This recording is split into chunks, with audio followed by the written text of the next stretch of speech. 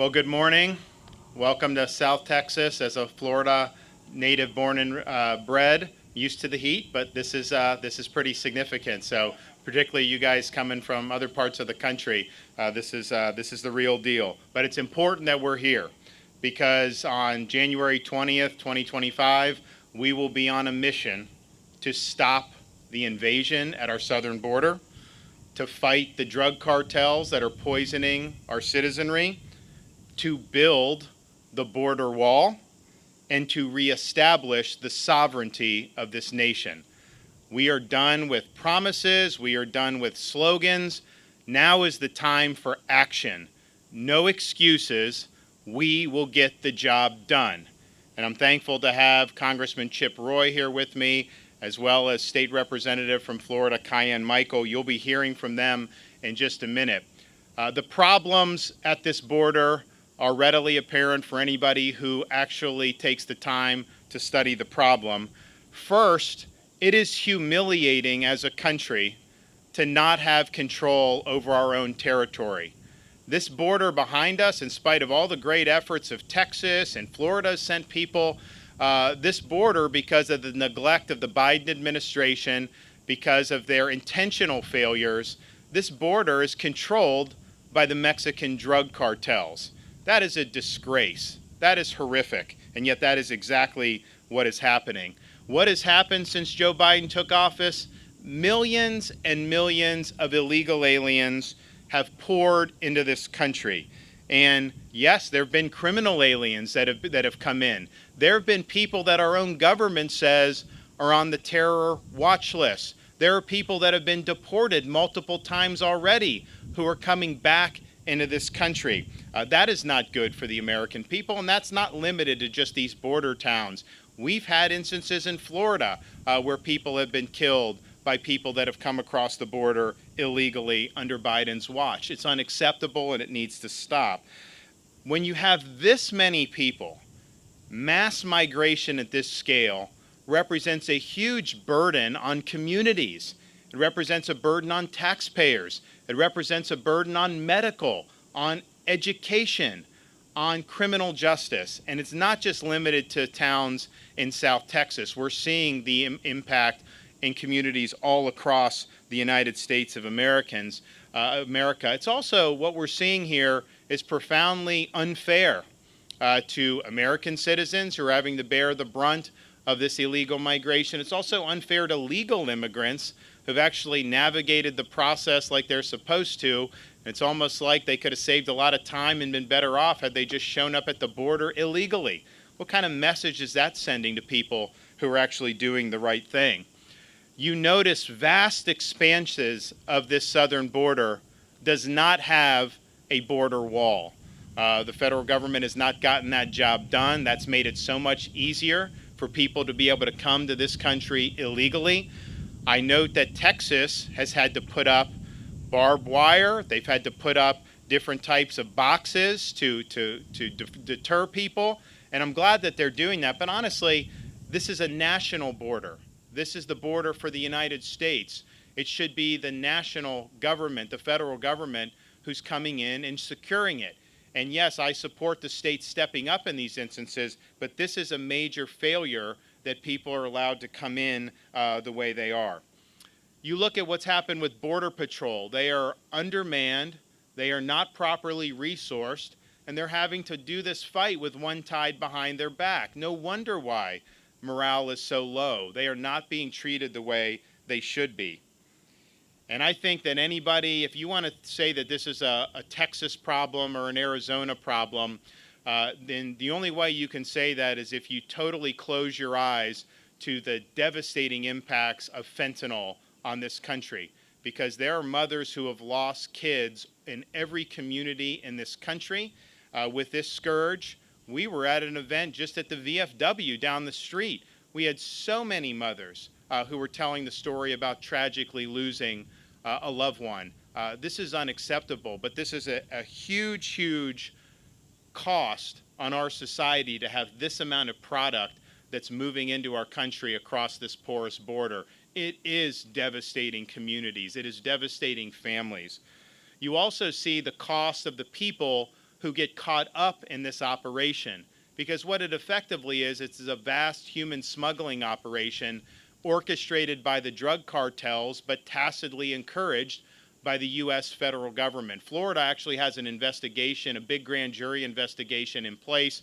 That grand jury has issued reports, and it has documented how some of these minors are being treated by being brought across the border in ways that are really, really horrifying. Many of the people who are making this trip are victimized by what is going on in Mexico and here across the border. So we need to do something about it. And we're not going to make excuses. We're not just going to do empty promises. We are going to deliver results.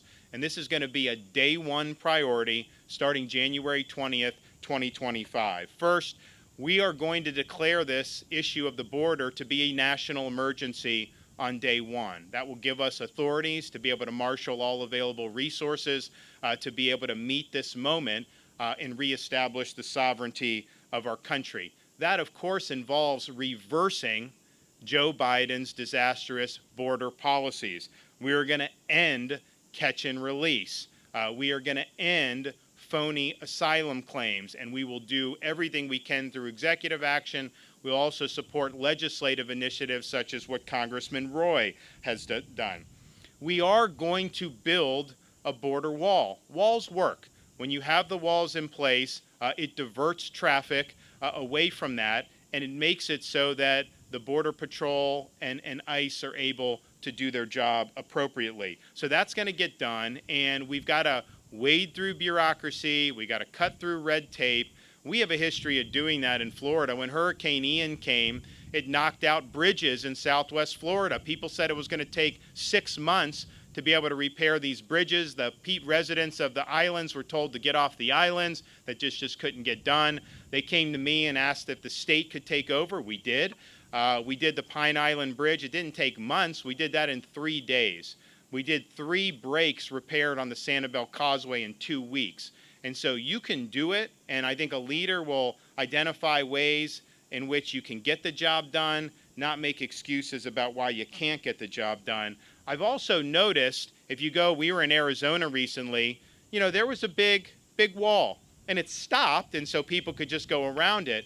But if you go to parts of the wall where it was there, you'd have the drug cartels actually cut through these really strong metal beams. And you have these guys with the backpacks, and they scurry right in through the wall. And I'm just thinking to myself, how could a country let that happen? So we're going to create adequate rules of engagement. If somebody were breaking into your house to do something bad, you would respond with force. Yet why don't we do that at the southern border? So if the cartels are cutting through the border wall, trying to run product into this country, they're going to end up stone cold dead as a result of that bad decision. And if you do that one time, you are not going to see them mess with our wall ever again.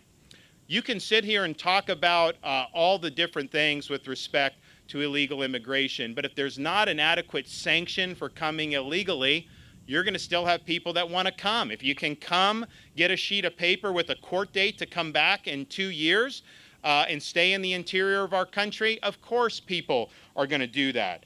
And so when people come illegally, the policy is you're apprehended and you're removed back to your home country. You should not be released into the interior of this country. And so, yeah, part of that will be remain in Mexico and having some of those policies with asylum claims, but part of it has got to be at the border, immediately repatriating, and then having robust interior enforcement, such as not having employment for people that are here illegally. We need to support the Border Patrol.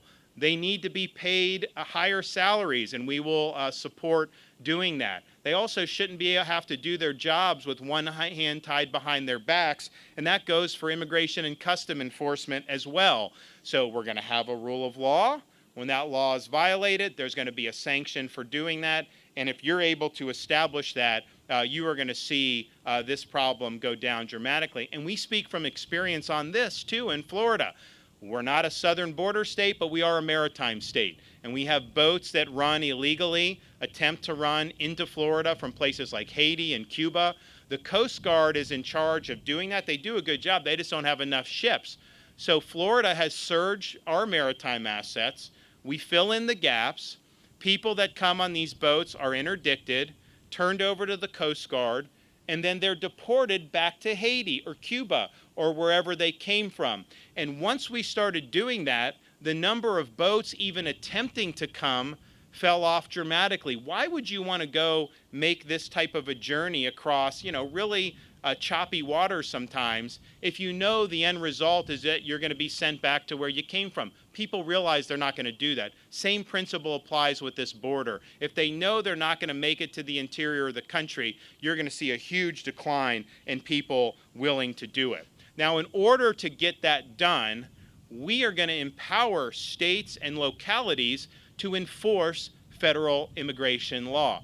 Right now, they say, oh, only the federal government can do it. And that would be one thing to say if states were trying to undermine the law, and I think they can't do that, but there's laws on the books. The federal government is not following it. They are doing things like catch and release, which they don't have the authority to do, and yet you have a sheriff down here, or you have Texas wanting to step up and do what needs to be done, and somehow they should be handicapped from that. I don't think so. I support the right of states and localities to enforce federal immigration law as long as you're upholding the law and not trying to undermine the law. You're going to be able to do it, and we are going to support you. On the flip side of that, we are going to penalize sanctuary jurisdictions. If there's a national policy that immigration must be lawful, and you have states and cities that are undermining that by saying they're not going to cooperate, that is totally unacceptable. And so we'll pull the levers at our disposal to penalize jurisdictions that do that. We also need to remove the incentives to come illegally to begin with. And that means employment.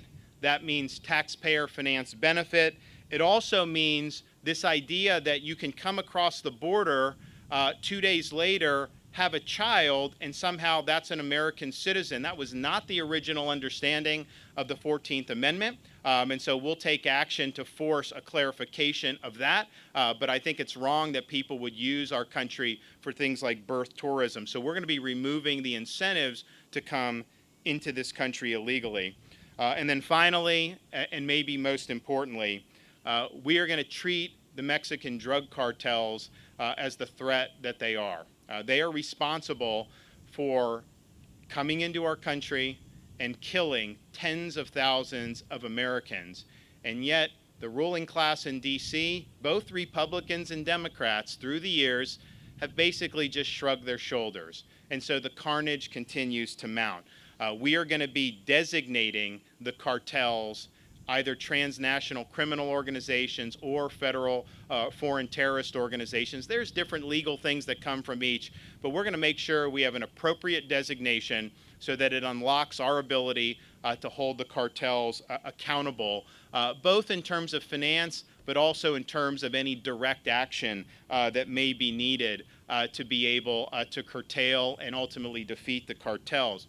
Part of that recognizes that with the current fentanyl trade, a lot of what's happening is these precursors are sent into Mexico, the cartels are creating the drug, and then they're moving the drug into the United States of America. We'll mobilize the Coast Guard and the Navy to interdict precursor chemicals. It's totally unacceptable that we would just simply allow that to happen, knowing the huge death toll that's resulted because of what the cartels are doing. So this is going to be a day one priority for us. There's many more things we're going to do, and we'll talk more about that in the days, weeks, and months to come. But at the end of the day, we are going to be the administration that finally brings the issue of our southern border to a conclusion.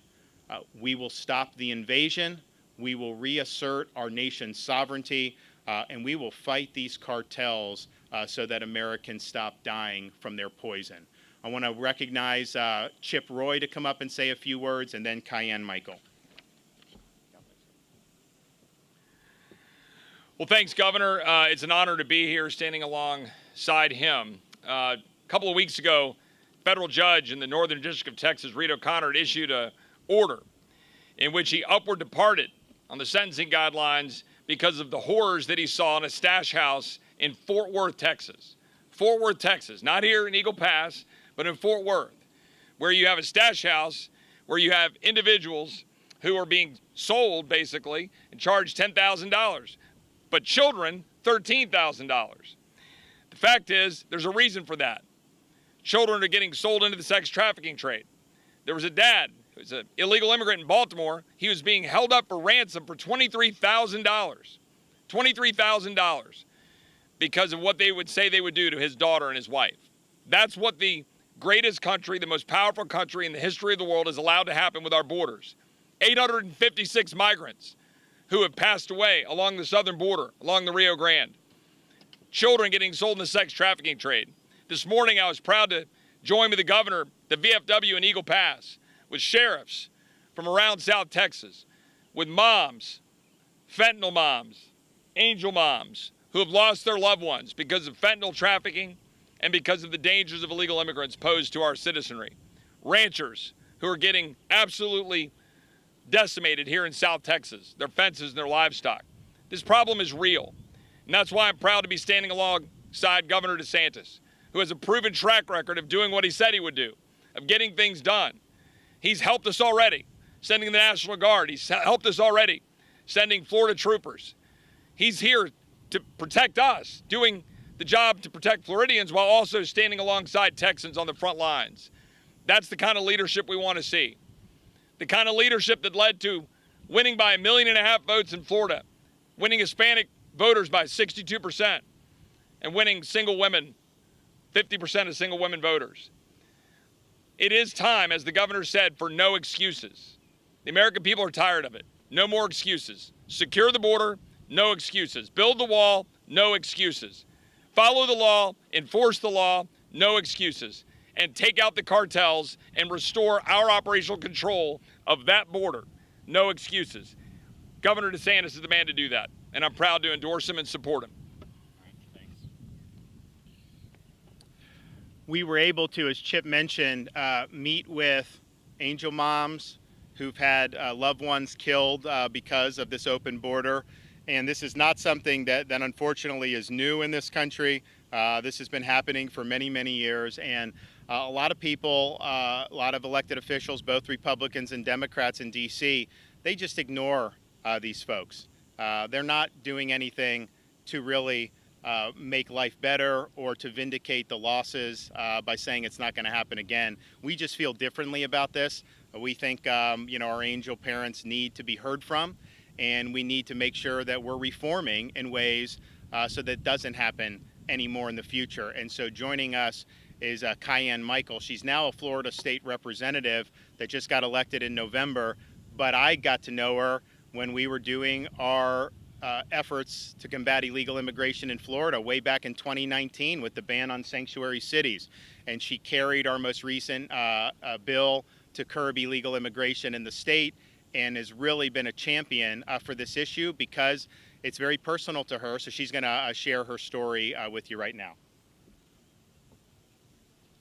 Well, thank you so much, Governor. And I am here mainly because I know firsthand what happens when we do not secure our border. Unfortunately, what propelled me to run for State House was because I knew the borders were going to be left wide open. And because of what happened to our family in 2007, August 15th, our son, Brandon Randolph Michael, all the way in Jacksonville, Florida, which would not have been considered a border city or town, but because the failures here didn't stop and the laws were not upheld, we are now having big issues across the United States. Brandon was 21 years old. He was on his way to go cash his paycheck, and he should have been safe in his own city as all Americans. You should be safe where you live. You should be safe where you work. When a twice deported illegal that came in through the southern border crashed into our child. And I can tell you as a mother, it's the worst thing. As parents, it's the worst thing you can ever hear. He was given only 2 years. We had to go through a lengthy trial. He was only given 2 years of jail time and now deported for the 3rd time. And he's probably back in the United States. And that propelled me to not only speak out, but to have a governor by my side from the very beginning. You know, as angel parents, we get tired of hearing we're going to do something, and nothing happens.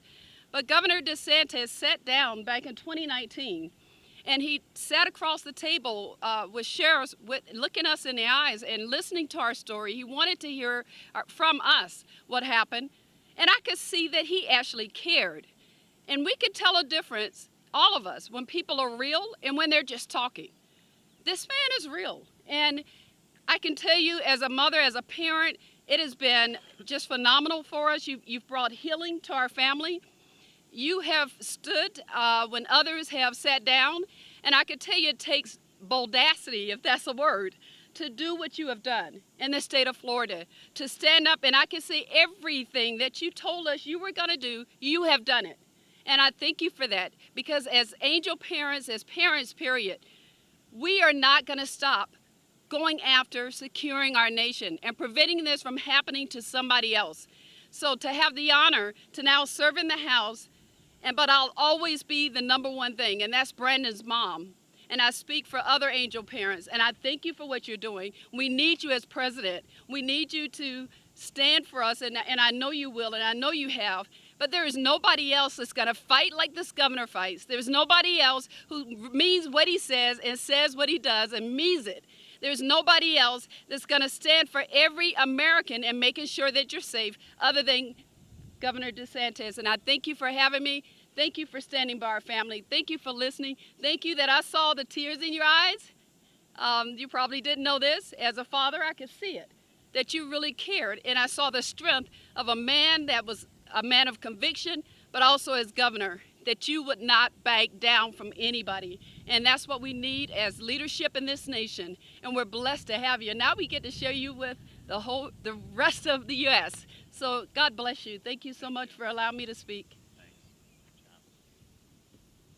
You know, one of the things that I think was, and I've been involved in this issue, you know, we sent people to help Texas in 2021. We've fought, we've sued Biden on catch and release in Florida, and it's been an issue we've been dug in on, and we obviously understand a lot of the really negative impacts to our society. But I'll tell you, just having been here, talking to folks, listening to their stories, I mean, to have you own property down here, and in the middle of the night, you got 10 people banging on your window at 2 in the morning who had just come across the border illegally. How many Americans in other parts of the country would ever be willing to just tolerate that if that was happening in your communities? Of course you wouldn't do that. How many mothers